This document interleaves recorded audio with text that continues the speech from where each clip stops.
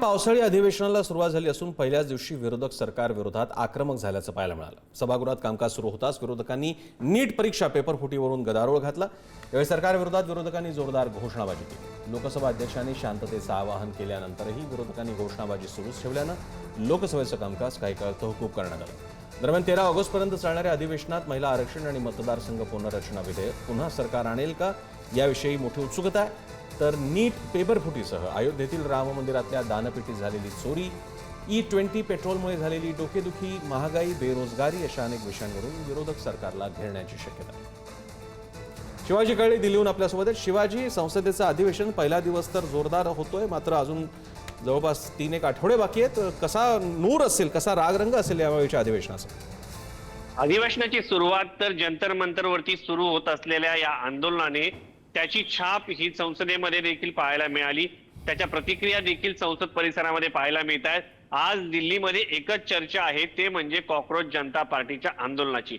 जी cockroach जनता पार्टीचं पहिल्या दिवसाचं जे आंदोलन राजधानी दिल्लीमध्ये 6 तारखेला झालेल्या आंदोलनामध्ये ते फ्लॉप ठरलं अशी चर्चा होती।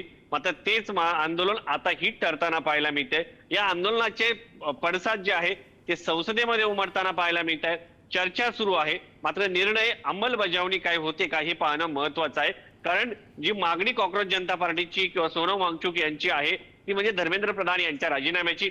या संदर्भात एकीकडे सौरभ दास हे कॉकरोच जनता पार्टीचे प्रवक्ते असं सांगत आहेत की आम्हाला चर्चेसाठी बोलवलेलं आहे, मात्र JP नड्डा यांच्याकडनं पत्रकारांशी बोलताना असं सांगण्यात आलेलं आहे की आम्हाला या संदर्भात कुठेही चर्चा झालेली नाहीये आणि मी कोणाशी चर्चा करणार नाही असं त्यांनी पत्रकारांशी बोलताना सांगितलेलं आहे। एकंदरीत जर पाहायला गेलं तर सरकार अजूनही चर्चेसाठी तयार नाहीये का असा एक प्रश्न या निमित्ताने उपस्थित होतो।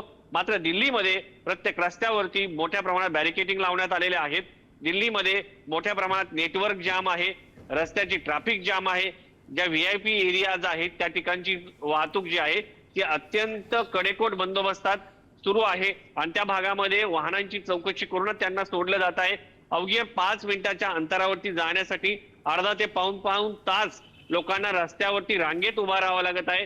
त्यामुळे या सगळ्या दृष्टिकोनातून राजधानी दिल्लीमध्ये काही वेळा पाऊसही पडत आहे, त्याचबरोबर उमस मोठ्या प्रमाणात असल्यावर लोक घामोघाम होऊन रस्त्यावरती उभा आहेत। काही ठिकाणी लोक पोलिसांनी अडवल्यामुळे देखील आरडाओरडा होताना पाहायला मिळत आहे आणि संसद परिसरामध्ये एकंदरीत जर पाहिलं गेलं तर मोठ्या प्रमाणात पोलीस बंदोबस्त तैनात करण्यात आलेला आहे। लोकांना चौकशी करूनच आज सोडलं जात आहे। धन्यवाद शिवाजी, तुम्ही दिलेल्या सविस्तर माहितीबद्दल। वेळोवेळी अधिक माहिती आपण घेत राहू।